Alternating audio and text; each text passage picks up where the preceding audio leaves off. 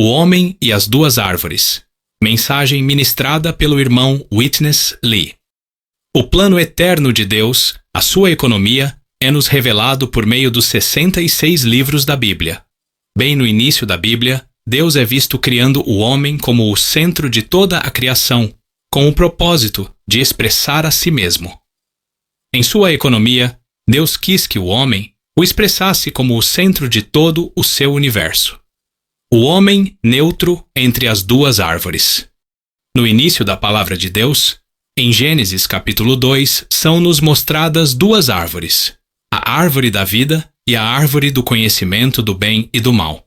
Para podermos compreender o plano de Deus na Escritura, devemos estar totalmente claros sobre essas duas árvores e o que elas representam. Após Deus ter criado o homem, Ele o colocou diante dessas duas árvores, e toda a vida e o andar do homem foi esboçado como uma questão de banquetear-se de uma árvore ou da outra. Deus instruiu o homem a ser muito cuidadoso quanto a participar dessas duas árvores. Se o homem lidasse com elas de uma maneira adequada, obteria vida. De outra forma, ele teria morte. Era uma questão de vida ou morte. Como o homem iria viver e andar após a sua criação dependia inteiramente de como ele lidasse com essas duas árvores. Deus instruiu o homem claramente. Se ele participasse da segunda árvore, a árvore do conhecimento do bem e do mal, o homem teria morte. Mas se participasse da primeira árvore, a árvore da vida, ele teria vida. Que representam essas duas árvores? De acordo com a revelação de toda a Bíblia, a árvore da vida representa o próprio Deus em Cristo como nossa vida.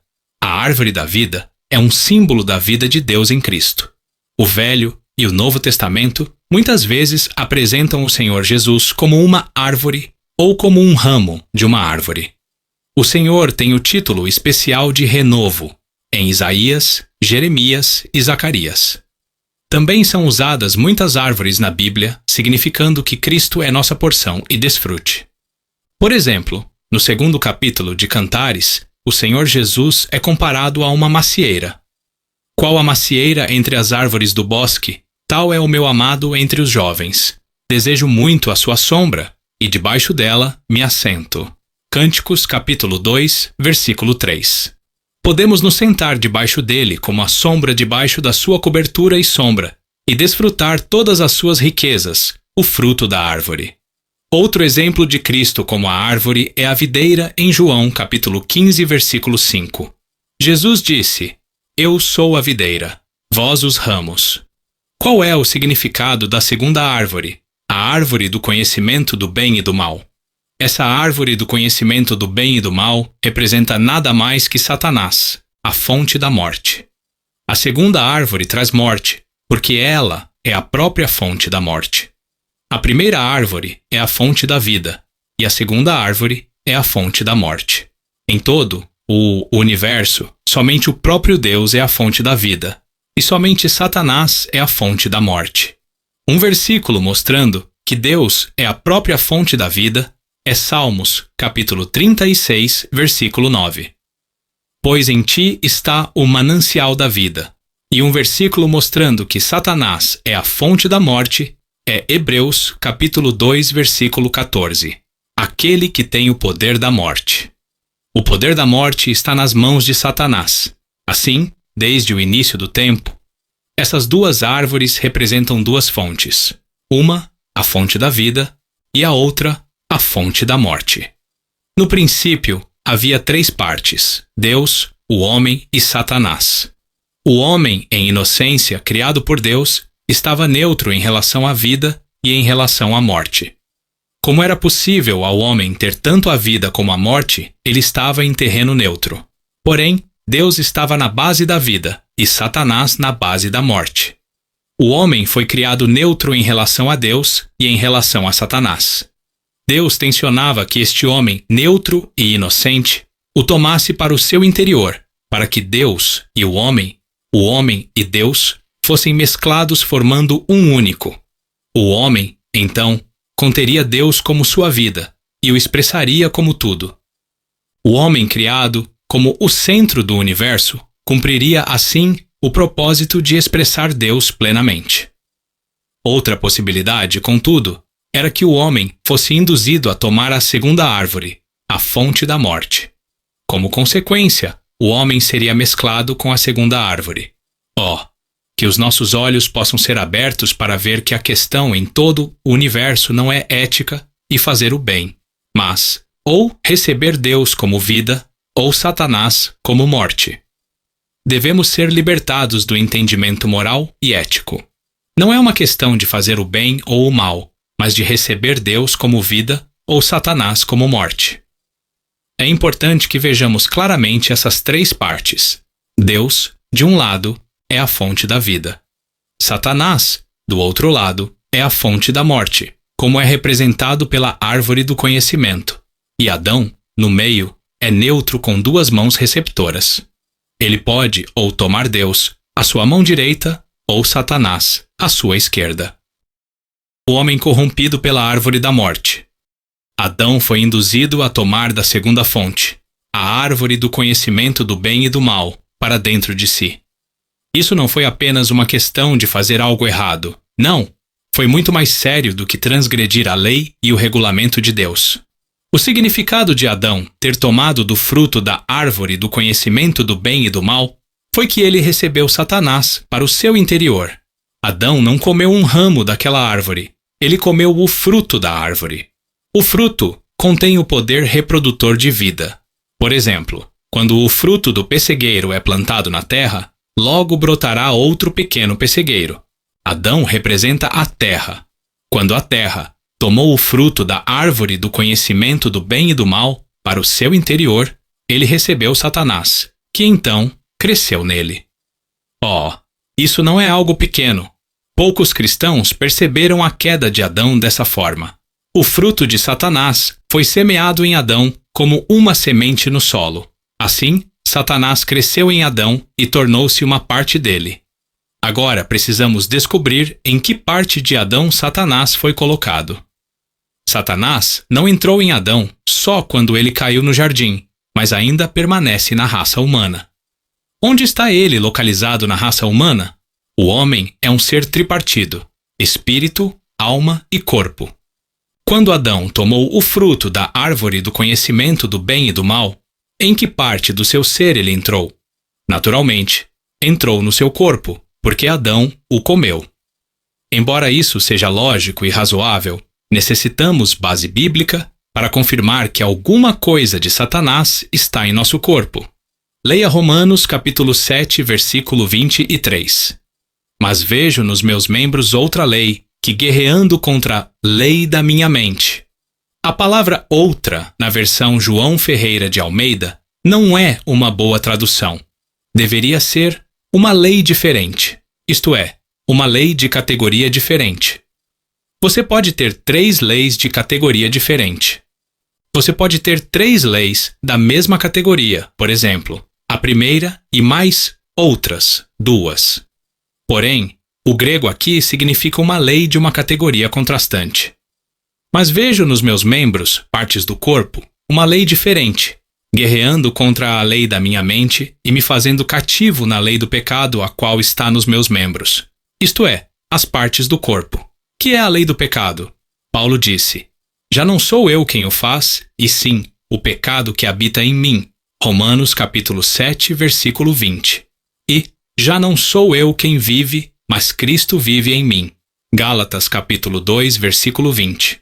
Aqui temos o contraste entre já não sou eu, mas o pecado, e já não sou eu, mas Cristo. Cristo é a corporificação de Deus, mas o pecado é a corporificação de Satanás. A palavra pecado, em Romanos capítulo 7, deveria ser com letra maiúscula, porque ela é personificada. Ela é como uma pessoa, porque o pecado pode habitar em nós e nos forçar a fazer coisas contra a nossa vontade. Romanos capítulo 7, versículos 17 e 20. O pecado é até mais forte do que nós. Romanos capítulo 6, versículo 14 diz: porque o pecado não terá domínio sobre vós. É melhor traduzir assim: porque o pecado não terá o senhorio sobre vós. Ou, porque o pecado não será senhor sobre vós. Isto quer nos dizer que o pecado pode ser senhor sobre nós. Portanto, o pecado deve ser o maligno, Satanás. Por meio da queda, Satanás entrou no homem como o pecado e o está governando, estragando-o, corrompendo-o e assenhoreando-se dele. Em qual parte? Satanás está nos membros do corpo do homem. O corpo do homem, como era originalmente quando foi criado por Deus, era algo muito bom, porém, agora se tornou a carne. O corpo era puro, uma vez que foi criado bom, mas quando foi corrompido por Satanás, ele se tornou carne. Paulo disse: em mim, isto é, na minha carne, não habita bem nenhum. Romanos capítulo 7, versículo 8. Pela queda, Satanás veio habitar em nosso corpo, fazendo com que ele se tornasse carne, isto é, um corpo estragado e arruinado. O livro de Romanos usa dois termos: o corpo do pecado, Romanos capítulo 6, versículo 6, e o corpo desta morte, Romanos 7, versículo 24. O corpo é chamado de o corpo do pecado, porque o pecado está no corpo. O corpo simplesmente se tornou a residência do pecado, o qual é a corporificação de Satanás, que é, então, o corpo da morte. A fonte e o poder da morte é Satanás. O pecado é a corporificação de Satanás e a morte é o resultado ou o efeito de Satanás. Este corpo corrompido e alterado em natureza é chamado corpo do pecado e o corpo da morte, porque esse corpo se tornou a própria moradia de Satanás. Ambos, o pecado e a morte, estão relacionados com Satanás. O corpo do pecado significa que o corpo é pecaminoso, corrupto e escravizado pelo pecado. O corpo da morte significa que o corpo está enfraquecido e cheio de morte. O corpo é algo satânico e diabólico porque Satanás habita nele. Todas as concupiscências estão nesse corpo corrupto que é chamado carne. A Bíblia revela que a concupiscência é a concupiscência da carne. Gálatas capítulo 5, versículo 16. A carne é o corpo corrupto cheio de concupiscências, habitado por Satanás. Agora você vê que a queda do homem não foi apenas uma questão de ele ter cometido alguma coisa contra Deus, mas de ter recebido Satanás para dentro do seu corpo. Satanás, desde o tempo da queda, habita no homem. Isso é o que aconteceu quando o homem comeu da segunda árvore, a árvore do conhecimento do bem e do mal. Uma vez que Satanás e o homem se tornaram um por meio da árvore do conhecimento do bem e do mal, Satanás não está mais fora do homem, mas no homem. O príncipe do ar, o próprio Satanás, está trabalhando nas pessoas desobedientes. Efésios capítulo 2, versículo 2. Satanás estava contente, gabando-se de que tinha tido sucesso em apoderar-se do homem. Mas Deus, que ainda estava fora do homem, parecia dizer: eu também me encarnarei. Se Satanás trabalhou a si mesmo para dentro do homem, então entrarei no homem e revestir-me-ei do homem. Você vê que situação complicada? Deus se vestiu deste homem, no qual Satanás estava nele, pela encarnação. Quando Deus se encarnou como um homem, o tipo de homem de que ele se vestiu foi um homem corrompido por Satanás.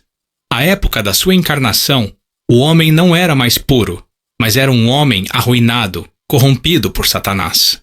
Lemos em Romanos capítulo 8, versículo 3. Deus, enviando o seu Filho em semelhança da carne do pecado. Quando o Senhor Jesus se encarnou, ele era em semelhança da carne do pecado. Não havia pecado nele, mas havia a semelhança da carne do pecado. O pecado estava dentro do homem corrompido, mas não havia pecado dentro do Senhor Jesus. Havia somente a semelhança da carne do pecado. O Velho Testamento ilustra isso na tipologia da serpente de bronze na haste. Aquela serpente, feita de bronze, era um tipo de Cristo. João capítulo 3, versículo 14. Quando Cristo estava na cruz, ele era um homem na semelhança da serpente. A serpente é Satanás, o diabo, o inimigo de Deus. Mas quando Cristo se encarnou como um homem, ele tinha até mesmo a semelhança da carne do pecado, que é a semelhança de Satanás. É difícil entender isso com facilidade. Realmente é bastante complicado. Deixem-me repetir. O homem foi feito puro, mas um dia Satanás entrou nele para possuí-lo. Satanás estava jubiloso, pensando que tinha tido sucesso em apossar-se do homem. Deus, então, revestiu-se do homem com Satanás dentro dele.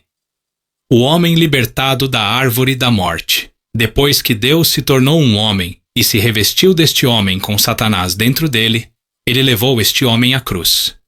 Satanás pensou que tinha sido bem-sucedido, mas apenas deu ao Senhor uma maneira fácil de levá-lo à morte. Por exemplo, se um camundongo está solto numa casa, é muito difícil para o dono da casa pegá-lo.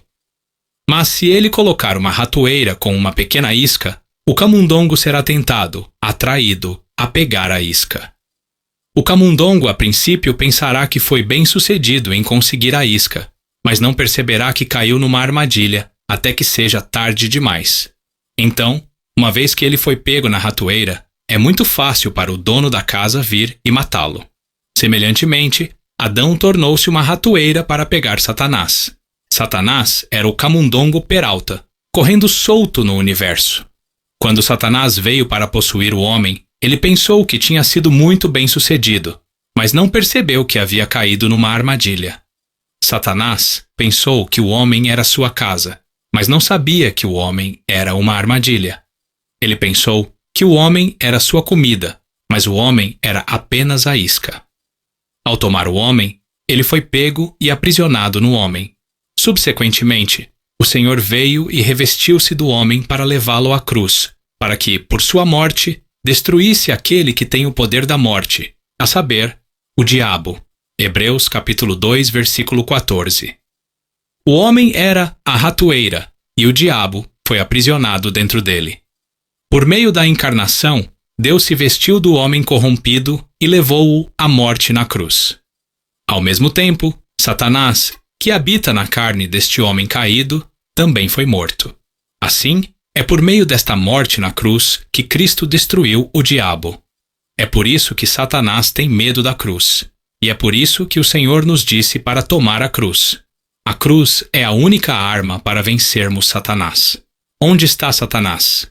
Satanás está na carne do homem. Mas onde está a carne do homem agora? Veja Gálatas capítulo 5, versículo 24. Crucificaram a carne, com suas paixões e concupiscências. A carne do homem, com Satanás nela, está na cruz. Assim, Satanás é levado à morte na cruz. Louvado seja o Senhor. Mas é isto o fim? Não. O sepultamento segue-se à morte. Mas mesmo o túmulo não é o fim. Após o sepultamento, houve a ressurreição. Israel entrou no Mar Vermelho com Faraó e seu exército, mas eles foram ressuscitados das águas da morte sem Faraó e seu exército. Faraó e seu exército foram sepultados nas águas da morte. Cristo levou o velho homem com Satanás à morte e ao túmulo, e trouxe um novo homem sem Satanás para fora da morte e do túmulo. Ele deixou Satanás enterrado no túmulo. Agora, este novo homem ressurreto é um com Cristo. O homem ressuscitado pela árvore da vida. Deixe-me perguntar-lhe, quando você foi regenerado? Você foi regenerado pela ressurreição de Cristo. 1 Pedro, capítulo 1, versículo 3. Quando Cristo ressuscitou, nós, aqueles que creem nele, também fomos ressuscitados. Isso pode ser provado por Efésios capítulo 2, versículos 5 e 6. Deus nos deu vida juntamente com Cristo, pela graça sois salvos, e juntamente com ele nos ressuscitou. Na ocasião da ressurreição de Cristo, também fomos ressuscitados com ele. Precisamos ser impressionados. O homem fora arruinado por Satanás quando este entrou nele.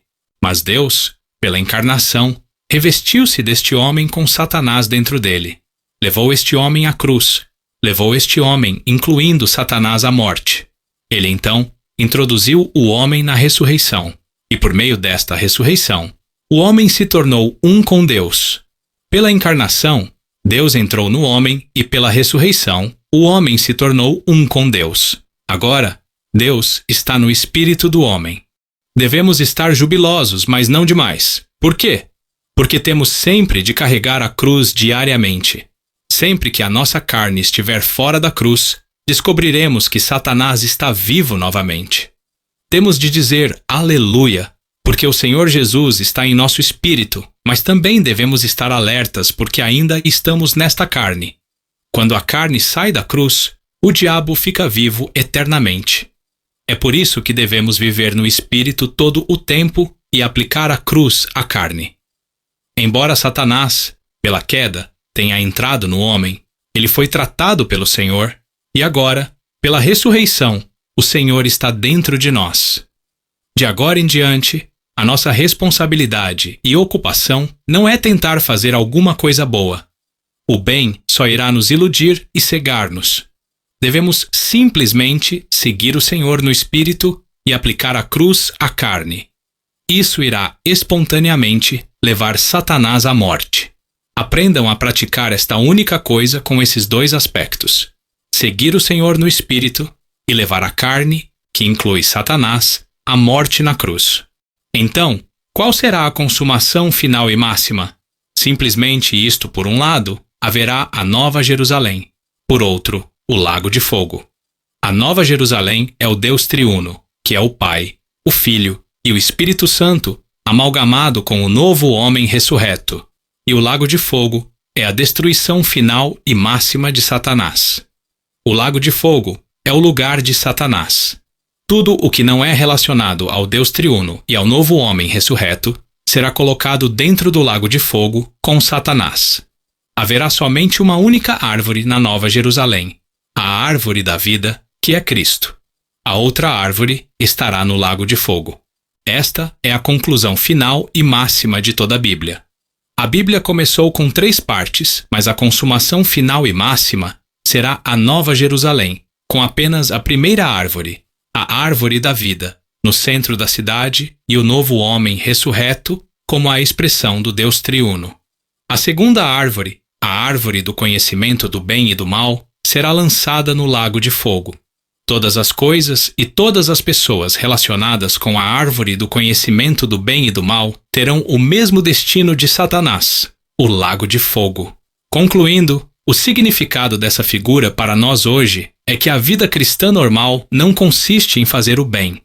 A vida cristã normal é simplesmente tomar Cristo todos os dias e viver por Cristo e levar a nossa carne com Satanás à morte a todo tempo.